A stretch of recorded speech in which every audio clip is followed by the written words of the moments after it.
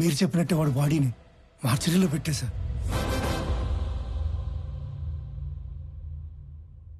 అందరికీ నమస్కారం. శ్రీ నందగోపాల్ చక్రవర్తి మా అన్నయ్య పీపుల్ మార్ట్ కంపెనీ స్థాపించి వచ్చిన ఆదాయంలో 50% పైగా కార్పొరేట్ స్థాయిలో ఉచిత విద్య వైద్యం అందిస్తున్న సంగతి మీ అందరికీ తెలుసు. ఈ రోజు ఆయన సేవలను గుర్తించి భారత ప్రభుత్వం పద్మశ్రీతో గౌరవించినందుకు సంతోషిస్తున్నాను. ఆయన తమ్ముడిని అయినందుకు గర్వపడుతున్నాను. ఇప్పుడు అన్నయ్య మాట్లాడతారు. Good morning everybody. అందరిలాగే నేను ఒకప్పుడు నాకెందుకు సక్సెస్ రావటం లేదు అని, why am I not successful అని బాధపడిన వాణ్ణే. మరేం చేస్తే సక్సెస్ వచ్చిందో తెలుసా? వెదురు చెట్టు కోసం గింజల్ని భూమిలో పాతి నీళ్లు పోస్తే మరుసటి రోజుకు ఏమీ రాదు, తరువాత వారానికి ఏమీ రాదు, నెలకి ఏమీ రాదు, ఏడాదికి రాదు. కానీ 3 ఏళ్ల తర్వాత మొలకొస్తుంది.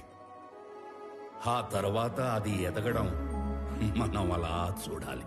ఆ 3 ఏళ్ళు లోపల అది ఏం చేస్తుందో తెలుసా? అది పైకి ఎంత ఎత్తు ఎదుగుతుందో అంత లోపలికి దాన్ని వేరుల్ని దిప్పుతుంది. సక్సెస్ అయ్యాక మనం ఎంత ఎత్తు ఎదగాలి అనుకుంటామో అవ్వక ముందు అంత గ్రౌండ్ వర్క్ చేసుకుని ఉండాలి. ఆ గ్రౌండ్ వర్కే సక్సెస్ అవ్వడానికి రీజన్. Thank you. అందుకే నేను స్టెప్ బై స్టెప్ ఎదగడాన్నే నమ్ముతాను. నా పీపుల్ మార్ట్ కుటుంబ సభ్యులందరితో ఒక విషయం చెప్పాలి. పిలుపుకే కుటుంబ సభ్యులు అంటాను గాని నాకు నిజంగా మీ అందరినీ కుటుంబ సభ్యుల్ని చేసుకోవాలని ఉంది. కానీ ఎలాగో తెలీదు. నేను 2 నెలల్లో చనిపోతున్నాను. I'm suffering with neuro degenerative disease.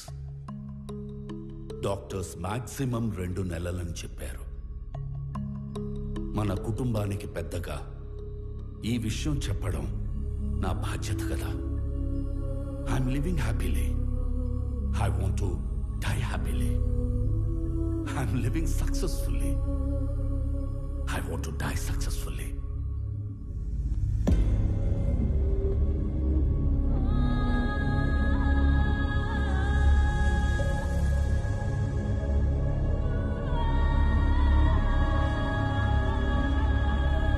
Sir, please, sir, please. కష్టపడి కట్టుకున్న కంపెనీ సార్.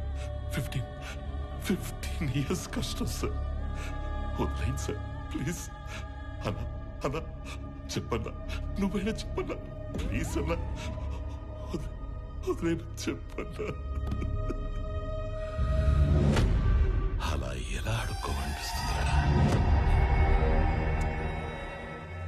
కాపాడుకోలేని వాడు కింగ్ ఎలా అవుతాడు? Am I right?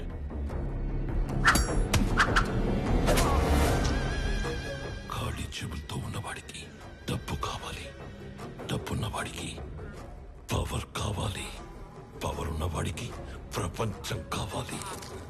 ఎదిగిన కంపెనీ అంటే ఎదిగిన ఆడపిల్ల లాంటిది. ఆరేసు కూర్చుంటే ఇలాగే ఆక్రమించుకుంటాము.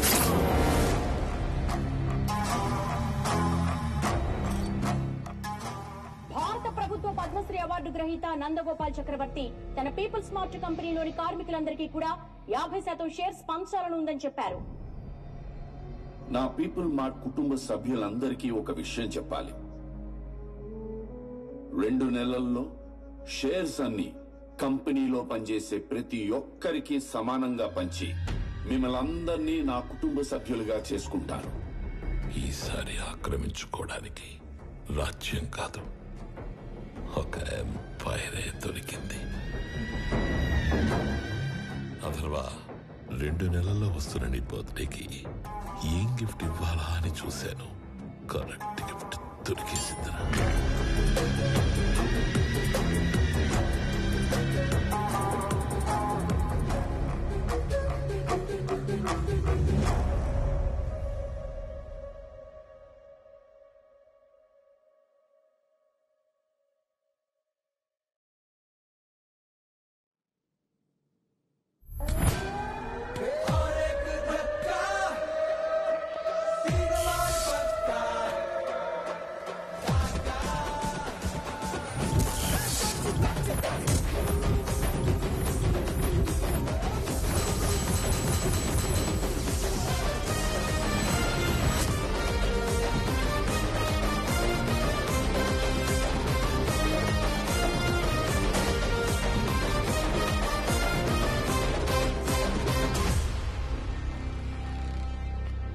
నిన్న నేను లేనప్పుడు మా బాబు దగ్గరకు వచ్చి నీ ప్రాపర్టీ నాకు కావాలి అని బెదిరించింది ఎవడు?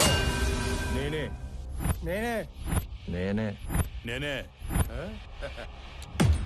కంగారు పడి కమిట్ అయిపోకుండా రోయ్. ఇప్పుడు నేను ఒక రౌండ్ వేసుకుంటాను, ఆ తర్వాత ఇదే ఫ్లోలో నేను కాదు నేను కాదు నేను కాదు అంటారు. కాబట్టి చెప్పేటప్పుడు ఒక్కసారి ఆలోచించి చెప్పండి, తర్వాత కొట్టేటప్పుడు నేను అస్సలు ఆలోచించను. అసలు నువ్వు ఎవడి ఏరియాకి వచ్చి రౌండ్ వేసుకుంటానంటున్నావురా నిన్ను?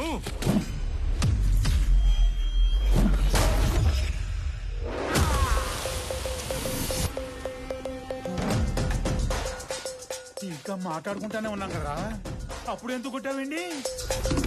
నాకు వీళ్ళలో విలన్ కనిపించాడు. కనిపిస్తే if I see a villain in you, you will see a hero in me. నీలో విలన్ నాకు కనిపిస్తే నాలో హీరోని కనిపిస్తాడు. సో నేను మాట్లాడేటప్పుడు నీలో విలన్ అస్సలు బయట రాకూడదమ్మా. అసలు నువ్వు ఇక్కడి నుంచి బయటకు వెళ్తేనే కదరా. ఇదిగో ఇలాగే విలన్ బయటకు వచ్చేస్తానే.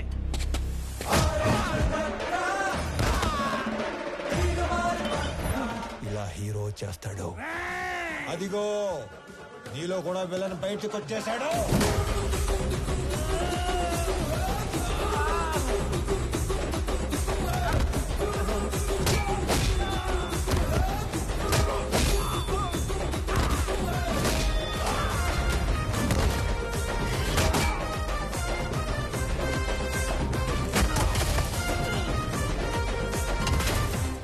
నీ ప్రాబ్లం ఏంట్రా? అసలు నీ ప్రాబ్లం ఏంటి? అది కాదన్నా, మనలోంచి విలన్ బయటికి వస్తే అన్నలోంచి హీరో బయటికి వస్తాడని ఆల్రెడీ చెప్పాడు కదా. అలా అని సైలెంట్ గా ఉండమంటావా? ఇదే ఈ కోపం తగ్గించుకొని సైలెంట్ గా మాట్లాడితే అన్న చాగంటి కొట్టేశ్వరలాగా చక్కగా సమాధానాలు చెప్తాడు. నీ ప్రాబ్లం ఏంటి తమ్ముడు? అమ్మ పళ్ళు తెమ్మంది. మరి ఫ్రూట్ షాప్ కి వెళ్ళాలి కదా. నిన్నెవడు ఇంటికి వచ్చి పళ్ళు గట్టిగా నూరాడంట, ఆడి పళ్ళు తెమ్మంది. అలా పళ్ళు నూరితేనే పళ్ళు రాలిపోతాయని చెప్పింది అక్కడ. నవ్వు ఇంకొంచెం అటు తిరుగు. అసలు నీ సమస్య ఏంటి తమ్ముడు? నాకింకా పెళ్లి కాలేదు, ఇంట్లోనేమో సంబంధాలు చూస్తున్నారు. అందాక నేను పంపమంటావా? నీకు ఆ బిజినెస్ కూడా ఉందా? అసలు నన్నేమనుకుంటాడు వాడు? నన్నేమనుకుంటాను నువ్వు అసలు? బాబా, బాబా, బాబా. హ్యాపీయా? సల్లారిందా? ఇలా దగ్గరుకున్నాడు ఏంటన్నా వీడు? నా జీవితంలో ఇంత క్లారిటీ ఉన్న వ్యక్తిని నేను ఎప్పుడు చూడలేదు. నీకోసం అడగడం సరిగ్గా రాక అన్న మీ దగ్గర పెట్టుపో నవ్వో ఇంకొంచెం అటు తిరుగు. తమ్ముడు అన్నయ్య. నేను ఎవరినో బెదిరించానన్నావు. రోజు 10 మందిని బెదిరిస్తుంటాం, అందులో మీ నాన్న ఎవరు నాకు ఎలా తెలుస్తుంది నానా? ఒక్క సెకండ్.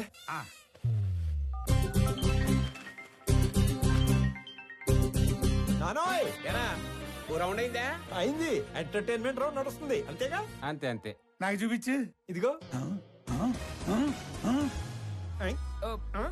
అచ్చా నువ్వు ఈడి కొడుకువా?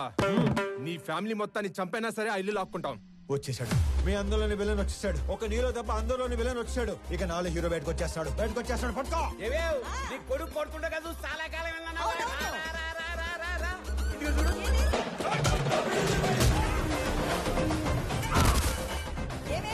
మీ అన్నయ్య కొట్టడం చూసి చాలా కాలం అయిందన్నావుగా.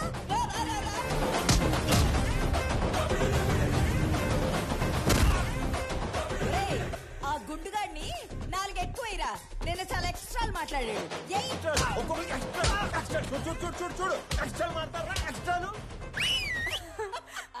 మీరు ఊరుకోండమ్మా. ఏలాస్ పిల్లని ఓ రెచ్చగొడుతున్నారు. మాకేమైనా అయిందంటే ఆరోగ్యశ్రీ కార్డులు కూడా లేవు తెలుసా? మరి అలాంటప్పుడు ఆర్జు ఎందుకు పెట్టుకున్నావు? ఆడసలే తేడాగాడు. ఆడే రెచ్చగొడతాడు, ఆడే కొడతాడు. ఏం చేస్తాం? మా టైం బాగాలే పెట్టుకున్నాం. అమ్మో, టైం అంటే గుర్తుకొచ్చింది. ఒరే ఆఫీస్కి వెళ్ళవా? టైం అయింది. మర్చిపోయాను అదొకటి ఉంది కదా. ఇదిగో చిన్న వార్నింగ్ ఇచ్చి బయలుదేరతానే. మా నాన్న ఒకటే చెప్పాడు, ఏమని? ఏదైనా గొడవ వస్తే అస్సలు ఆలోచించకుండా ఎరగదీసేమన్నాడు. నేను కామన్ మ్యాన్ కదా, ఇది సరిపోద్దిగా. సరిపోయింది. నవ్వుతూ చెప్పు. సరిపోయింది. ఇంకో సరిపోయిందిగా. Good bye. ఇందాక అమ్మకి వార్నింగ్ ఇస్తానన్నాను గానీ నాకు ఈ డైలాగులే చెప్పి భయపెట్టడం పెద్దగా రాదు. జస్ట్ ఇమాజిన్, ఫస్ట్ టైం కాబట్టి సైలెన్సర్ పట్టుకొచ్చా. మళ్ళీ ఇదే రిపీట్ అయితే ఈసారి సైలెన్సర్ కాదు కత్తి పట్టుకొస్తా. సైలెన్సర్ తో దెబ్బ పడ్డ ప్రతి చోట కత్తితో వేటు పడిందనుకో.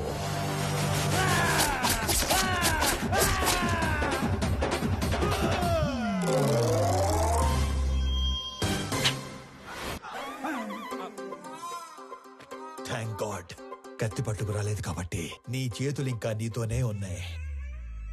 ఇవి నీకే బాగున్నాయి. ఆ?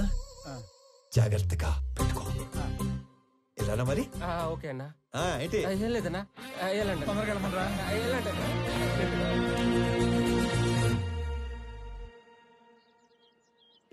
ఆనంద్ ఎక్కడా? రెడీ అవుతున్నాడు.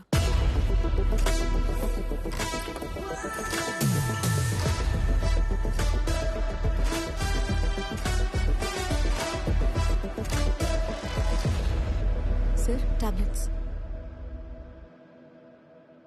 వైజాగ్లో ఏదో గొడవ అయిందట సార్. అది వైజాగ్లో ఏం జరిగింది?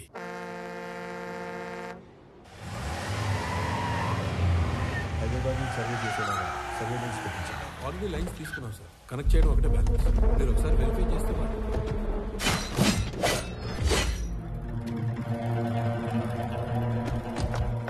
ఎవరు మీరు? నీ 200 ఎకరాల్లోకి వస్తేనే ఎవరు నువ్వు, ఎవరు రానిచ్చారు అని అడుగుతున్నాడు. 682 చదరపు కిలోమీటర్లున్న నా వైజాగ్ కాన్స్టిట్యున్సీలోకి వచ్చి 1000 మందికి ఉద్యోగాలు, 100 కోట్ల ప్రాజెక్టు కడుతుంటే ఏరియా ఎక్స్ఎమ్మెల్యేని నేను అడగొద్దా ఎవరు నువ్వు, ఎవరు రానిచ్చారు అని? ప్లీజ్ సార్, గొడవ చేయకండి, కూర్చొని మాట్లాడుకుందాం. నేను మాట్లాడడానికి వచ్చాను కాబట్టే నా మనుషులు ఇంకా వెనకే ఉన్నారు, మీరింకా బతికే ఉన్నారు. అది కాదు సార్, నేను చెప్పింది కూడా చెప్పానండి. నేను చెప్తున్నాను, నువ్వు వినో. ఈ కంపెనీ ఇక్కడున్నంత కాలం బిజినెస్ లో 10% నాకివ్వాలి. సార్, ఇది కొన్ని వేల మంది కష్టం.